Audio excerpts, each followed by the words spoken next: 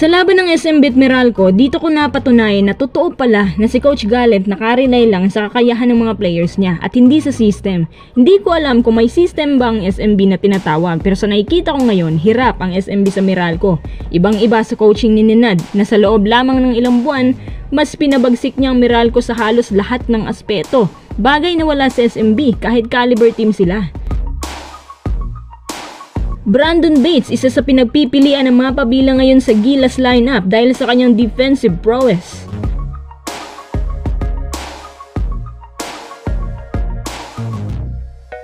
Bago tayo magpatuloy, kung nais mong suportahan ang aking channel, just click subscribe and share. Sa mga hindi pa nakapag-follow sa aking Twitter Sports Desk Media, baka naman. Syempre, meron na rin tayo sa Facebook, SDM Game Zone. Ano nga palang kaibahan ni Coach Gallant kay Coach Nenad? Si Coach Gallant nagpapaikot din ng 2 units, pero ang dalawang unit na yan ay may malaking kaibahan. Ang unang unit, syempre, unang target ng opensa dito, give the ball to Junmar. Kaya nga basang-basa na yan ng Meralco.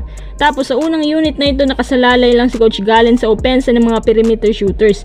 Ibig sabihin, kapag maalat ang shooting, wala na agad silang panama dahil ang SMB ngayon wala masyadong penetration sa loob dahil sa sobrang higpit ng depensa ng Meralco. Tapos ito pa, second unit naman ng SMB, parang first unit din na walang pinagbago. Mas malala lang second unit dahil masyadong maluwag ang depensa nila. Si Coach Gallant, same process pa rin ang ginagamit. Kapag walang Junmar, parang para-paraan na lang. Kung ikukumpara mo kay Coach Nenad na wide ang rotation at maraming tao ang involved. Halos silang lahat mataas pang percentage beyond the arc. Isa pa, ang depensa nilang nagbibigay solusyon sa lahat ng problema. Kumbaga parang nakuha na ni Coach Nenad ang kiliti ng San Miguel kung saan sila titirahin. Kaya kung napapansin nyo, pasikot-sikot masyado ang ball rotation. Madiin pero mabilis. Naka-fast pace pa yan. Kaya mas napapagod lang si Abay. Parang pinagbibigyan nila ng malaking advantage dito yung skinny type ng mga big man nila kasi kapag ganun, hindi madaling mapagod sa takbuhan. Isa pa sa kaibahan ni Coach Nenad, mas ginagamit at hinahasa niya yung mga players na ngayon lang natin nakikitang may potential pala gaya ni Bong Quinto. Hindi niya yan bibigyan ng mahabang playing time ng dahil lang sa wala. At hindi lang yan, mas maraming players pa ang na-maximize ni Nenad ang potensyal gaya ni Chris Banquero, Chris Newsome at ang 3-point shooting ni Raymond Almasan. Yung 3-point shooting ni Almasan nawala na yan nung si Luigi Trillo ang may hawak pero nabigyan niya ng spot ni Nenad para ibalik ang dating ginagawa niya sa Ross.